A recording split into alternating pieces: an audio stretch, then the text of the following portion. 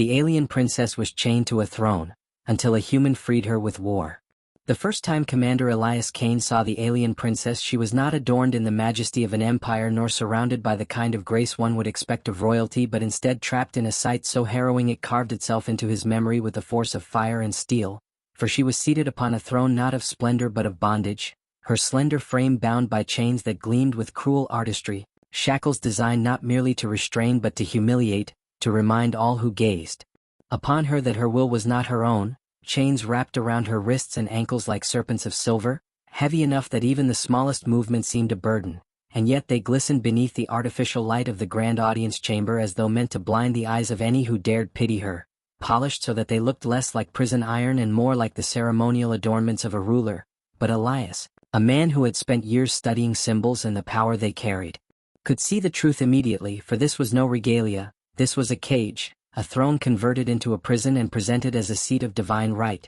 and the council of nobles who surrounded her watched her not with loyalty or reverence but with the calculating eyes of men and women who saw a tool, a figurehead, a breathing relic of tradition used to justify their own grip on power. And Elias, standing at the edge of that chamber in his dark human uniform that contrasted sharply with the flowing robes and crystalline armor of the alien elite, felt a sensation he had not known in years, a raw surge of anger so sharp that it nearly broke the mask of neutrality he had carefully maintained throughout his career, for he had been sent here not as a soldier nor a liberator but as a negotiator, a diplomat meant to ensure that humanity's fragile colonies remained unnoticed by an empire whose fleets could level worlds. And yet in that moment, as his eyes met those of the princess across the chamber, he knew he could no longer be what he had been ordered to be, for her eyes, glowing faintly with an inner iridescence unique to her kind, did not hold the emptiness of surrender but rather the quiet fire of defiance buried deep, a flame forced to smolder in silence but not extinguished, and as she gazed back at him Elias felt the strange and undeniable certainty that she was silently calling to him, not with words nor gestures but with the sheer force of her will, a demand that he bear witness, that he refused to turn away, that he not allow her to be forgotten as just another symbol in chains, and the weight of that unspoken plea pressed upon him with the power of destiny itself. The grand chamber in which she sat was vast, a cathedral of politics carved into the heart of the empire's capital world, with soaring pillars of obsidian that glimmered like stars captured in stone and banners of ancient victories hanging from the ceiling high above, each thread soaked in the arrogance of conquests past, and around the throne stretched rows of nobles seated on crescent benches, their eyes sharp with suspicion as they studied the lone human envoy who dared stand among them, for humanity was still young among the stars, its fleets still small, its colonies scattered, its power insignificant compared to the empire that ruled dozens of systems with an iron fist cloaked in ceremony. Yet Elias carried himself with the calm precision of a man who had seen too much war to be intimidated by marble or silk, and though his uniform bore no medals he wore the quiet weight of survival, the kind that others recognized even if they could not name. And as he listened to the droning voices of the counselors who debated taxes, decrees, and campaigns of expansion, he found his gaze drawn always back to her, the princess whose name he did not yet know, the silent center of this grand theater, chained to a throne while her supposed subjects argued over how best to exploit her image, and though he had been trained to mask his thoughts, to let no flicker of emotion betray him, he felt his jaw tighten, his hands clenched behind his back, for the sheer cruelty of it cut through the centuries of cultural distance between their species and revealed a truth as universal as gravity. Tyranny looked the same in any language, and chains, no matter how polished, were still chains. Elias had come to this world under orders to observe, to negotiate trade agreements and ensure neutrality in the conflicts brewing at the edges of the empire, but what he found instead was a court so decadent and so corrupted by its own rituals that it had transformed living beings into symbols and rulers into prisoners, and though he should have been thinking of treaties and safe passage he found himself consumed by the image of the princess, her posture perfect despite the shackles, her silence louder than the booming voices around her, her stillness more commanding than the pomp of the council, and he wondered how long she had been thus displayed, how many years she had endured the humiliation of being presented as sovereign yet denied the dignity of freedom, and a part of him ached with a strange respect, for she had not broken, not allowed despair to erase the storm in her gaze, and in that moment he thought of Earth, of humanity's long struggle against kings and empires, of the flags raised in defiance on battlefields where the odds had been hopeless, and he thought, perhaps without fully realizing it, that her fight and his people's fight were one and the same, different in scale but bound by the same truth, that no chain, no throne, No empire had the right to bind the will of the free. Days turned to weeks as Elias remained on the capital, bound by diplomatic obligations that required him to attend council sessions, to endure endless ceremonies meant to display the empire's grandeur. And though he spoke the required words and signed the necessary documents, his attention never strayed far from the throne, from the princess whose every movement was dictated by ritual, who was forced to bow her head at scripted moments, whose chains were tugged by attendants whenever the council desired her to rise, and yet every time her gaze swept the hall and met his it was as though time itself faltered, for though they had never exchanged a word her eyes told stories, and Elias began to see patterns in the subtle ways she resisted, in the deliberate pauses she took when commanded to stand, in the fraction of a second where her hand trembled not with weakness but with fury restrained, and slowly he began to realize that she was not a broken figure but a prisoner waiting for the right moment to strike, that the storm in her eyes was no accident but a shield forged over years of endurance, and that she recognized in him something the others did not, for unlike the nobles, who saw a human envoy too small to matter, she saw in his eyes the history of a people who had once broken their own chains, who had refused to kneel, who had raised their voices against tyrants even when it seemed the world would burn for it, and in that recognition something passed between them, unspoken but undeniable, a bond forged not in words but in defiance. Elias did not at first dare to act, for the weight of his mission and the fragility of humanity's position in the galaxy bore down on him, and yet with each passing day the image of her in chains gnawed at him like a wound that would not heal, and he began to ask questions in whispers,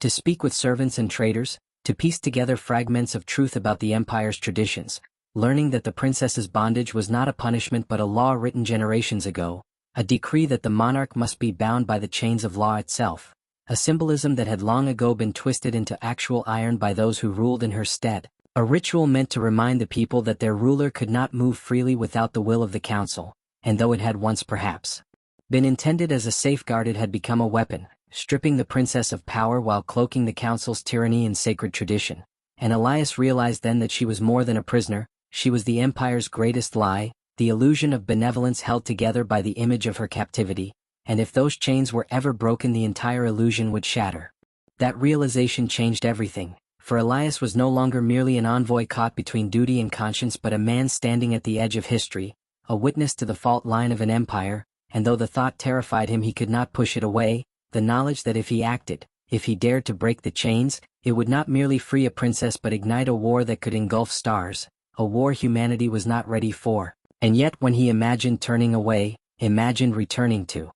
his ships and leaving her behind, his heart recoiled, for what would humanity become if it chose safety over justice, if it chose silence over freedom? And so he began to plan, quietly, cautiously, a seed of rebellion forming in his mind, nurtured not by orders nor strategy but by the simple unyielding truth that no one deserved to be bound upon a throne, and though he did not yet know how, though he had no army and no plan, Elias Cain swore to himself in the silence of his quarters that one day he would break the chains no matter the cost. Elias Cain's decision to act did not come in a single dramatic revelation but rather as a slow, relentless tide that rose higher with every passing day, an inevitability pressing against his chest until it became impossible to ignore, for though he had sworn upon his commission to represent humanity's neutrality in foreign affairs, though he had promised himself that no matter what cruelties he witnessed he would keep his distance for the survival of his people, he could not quiet the storm within him whenever his eyes fell upon the throne and the alien princess bound to it,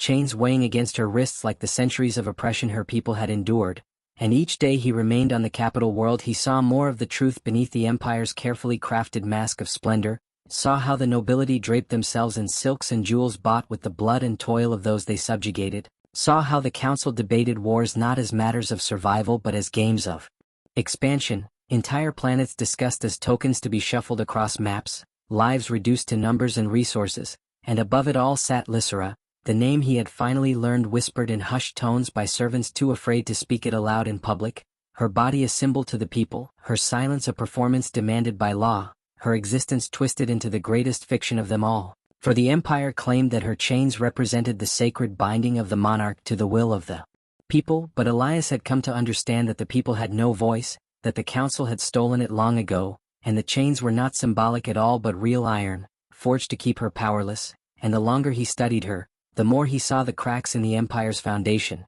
the way its power rested not on loyalty but on fear, not on faith but on deception. And he knew in his bones that a single spark could ignite rebellion across the stars if only someone dared strike it. He began cautiously, for a man in his position could not afford bold gestures, not yet, so he slipped into the underlevels of the city during nights when his absence from court would not be noted, venturing into the marketplaces and hidden taverns where the Empire's grip weakened, where voices spoke more freely though still in whispers, and he listened, not as an envoy but as a soldier turned spy, his ears tuned to the undercurrents of discontent, and he heard stories of planets taxed into starvation, of colonies stripped of their resources to feed the nobles' endless hunger for luxury, of conscripts dragged from their homes to fight in wars they did not believe in, and through it all the name of the princess emerged again and again, a name spoken with reverence and pity, for the people still loved her even though they had never heard her speak, they still believed she was their rightful sovereign, even as she was paraded in chains, and Elias realized then that she was more than a prisoner. She was hope itself, hope that one day the Empire's grip might break, hope that one day the council would fall, and though the people did not dare rise for themselves,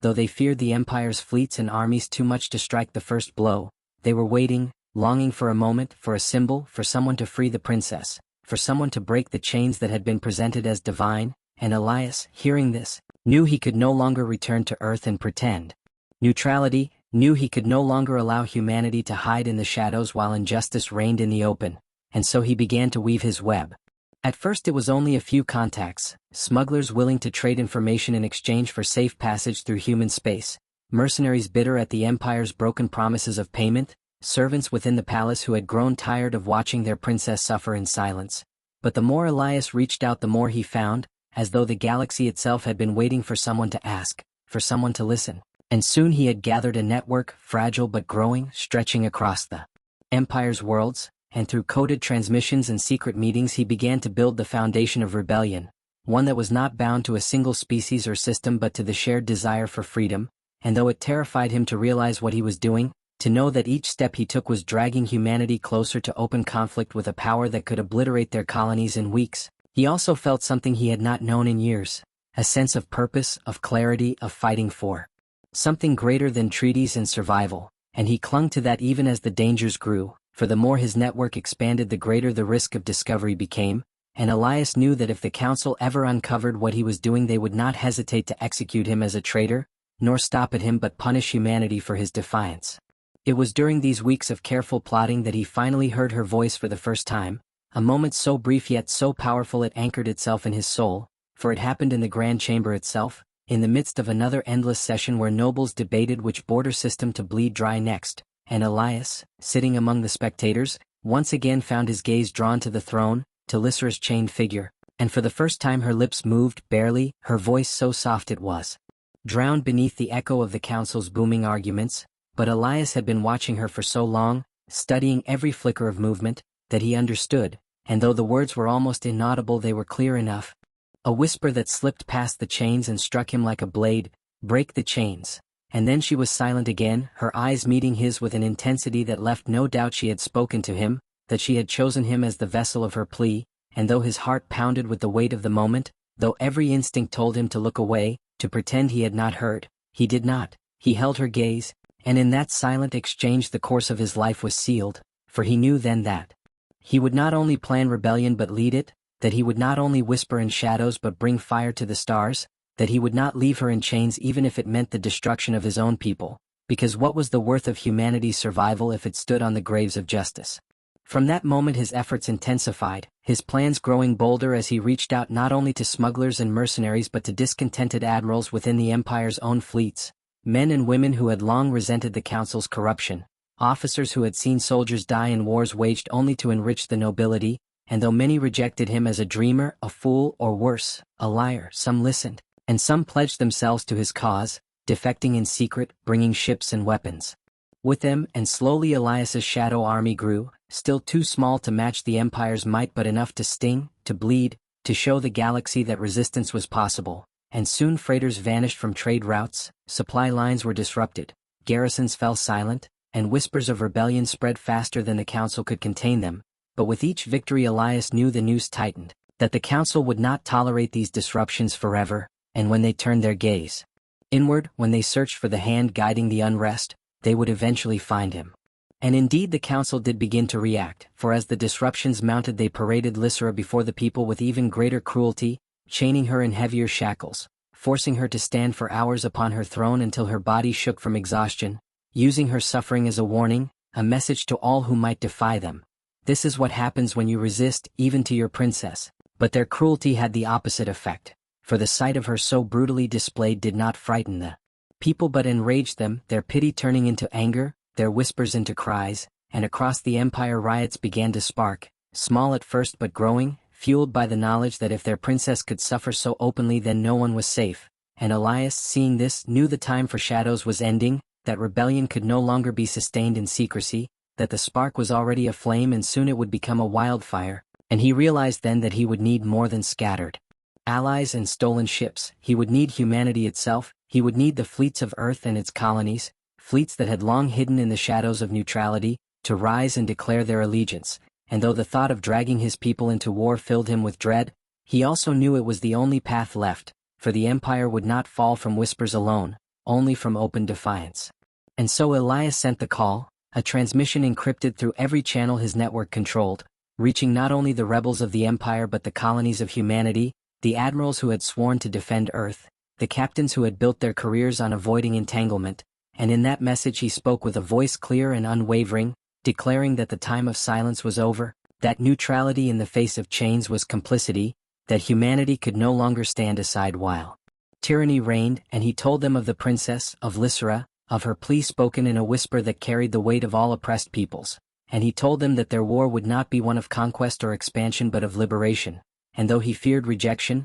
though he feared his people would turn from him, something remarkable happened, for the word spread faster than he imagined, carried from world to world, and humanity, scarred by its own history of chains, recognized themselves in the princess's plight, and though they knew the danger, though they knew the empire could annihilate them, fleets began to mobilize, banners unfurled, and captains pledged their allegiance to a war that was not theirs by necessity but by choice, because they understood the truth Elias had spoken. Freedom for one was freedom for all. Thus the galaxy shifted, almost imperceptibly at first, then with gathering momentum, and as fleets rebelled and banners rose, Elias stood upon the deck of his flagship, staring out at the stars now lit with fire, knowing that the course he had chosen could not be undone, that war was upon them, and though the thought of the battles to come filled him with grim determination he felt also a strange and quiet certainty, for he remembered her whisper, her eyes meeting his, and he knew that no matter the cost, no matter the blood spilled across the void, he would not rest until the chains upon the throne were broken.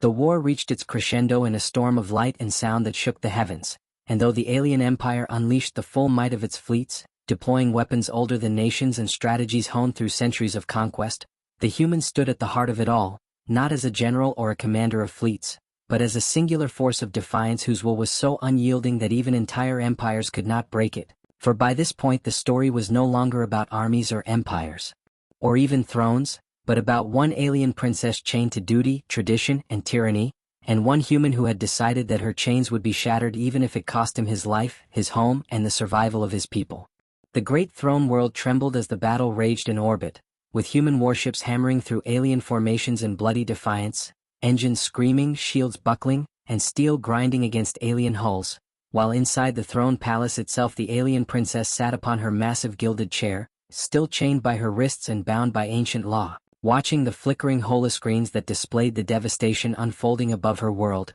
each explosion a silent cry that echoed in her heart, for she could not decide which terrified her more, the fall of her people under humanity's fury or the possibility that one human alone would burn himself out like a dying star just to see her free, for never before had she witnessed devotion so absolute. The counselors surrounded her, whispering with venomous tongues, urging her to order the surrender of humanity, to sacrifice herself further by signing decrees that would chain entire systems into servitude, and though she felt the weight of her crown like a knife, the alien princess could only close her eyes and whisper the name of the one who had defied the impossible for her, the human who had fought his way across galaxies to reach her, and in that moment the doors of the throne room burst apart as soldiers, rebels, and warriors loyal to the human poured in, their weapons blazing, their banners torn but unyielding, and at their head strode the human himself, armor cracked and scarred, eyes burning with the fire of those who have nothing left to lose except the promise they swore to keep. Gasps filled the chamber as the alien princess rose as much as her chains allowed. and their eyes met across the expanse of marble and flame, and in that single moment the war outside, the bloodshed, the politics, and even the throne itself ceased to matter, for she saw in him not the conqueror her people feared but the liberator she had prayed for in silence, the one who would tear down the prison she had been born into. The counselors screamed orders, guards lunged forward, and the throne room became a battlefield as steel clashed and energy bolts ripped through gilded walls, but the human advanced without falter, cutting through those who barred his way until at last he stood at the foot of her throne, breathing hard, blood streaked across his cheek, his sword burning with the reflected light of firestorms outside. With one strike he shattered the chains that bound her wrists, with another he destroyed the shackles at her feet, and as the alien princess stumbled forward into freedom, he caught her hand as though he had been waiting for this moment his entire life. She stared at her bare wrists in disbelief, the weight of centuries of tradition and suffering gone in an instant, and when she looked up at him she saw not just a human but the embodiment of rebellion, of love turned into war, of the idea that no crown, no army, no empire could ever define her worth. Together they turned as alien guards surged, but the princess, unchained at last, seized a fallen spear and fought beside him, her strength no longer wasted on ceremony but unleashed with fury, each strike a rejection of the throne that had enslaved her. Word spread across the palace, then across the city, then across the world, that the alien princess had risen from her throne and fought with humanity, not against it, and the empire trembled, its foundations collapsing not from bombardment but from the sight of its chained jewel choosing freedom. Outside, human and alien ships alike paused, stunned, as broadcasts captured her standing beside the human, crown cast aside, chains broken, a warrior with fire in her eyes, declaring before all the stars that she would no longer be a prisoner of tradition or empire. "I am not your captive," she cried into the cameras, her voice echoing through every channel, every fleet, every world, "and I am not your possession. I am free and I stand with the one who gave me that freedom, not through bargains or thrones, but through war, sacrifice and love." The declaration tore through the empire like wildfire, soldiers laying down arms, commanders refusing orders, entire fleets turning away as they realized that their own princess no longer recognized the chains they fought to preserve. The war ended not with the annihilation of one side, but with the collapse of belief in the empire's right to enslave her, and in that collapse humanity found its victory. Yet when the smoke cleared and silence fell over the ruins of the throne palace, the human stood weary, wounded, and broken, staring at the alien princess as though he still could not believe she was free, and when she placed her hand over his, it was not in gratitude alone but in a vow that the freedom he had fought for would not end with her alone. Together they walked out of the throne room, past shattered banners and broken chains, into the light of a dawn that was neither human nor alien, but something born of both, a future forged in fire. And though history would remember battles, treaties, and empires, the truth that endured was simpler, that an alien princess was once chained to a throne, and a human who loved her waged war against the universe itself to set her free, and in the end the chains shattered, the throne fell, and they stood together beneath the stars not as conqueror and conquered, not as ruler and subject, but as equals, bound not by chains but by the choice to be free together, and in that truth no empire could ever rise again.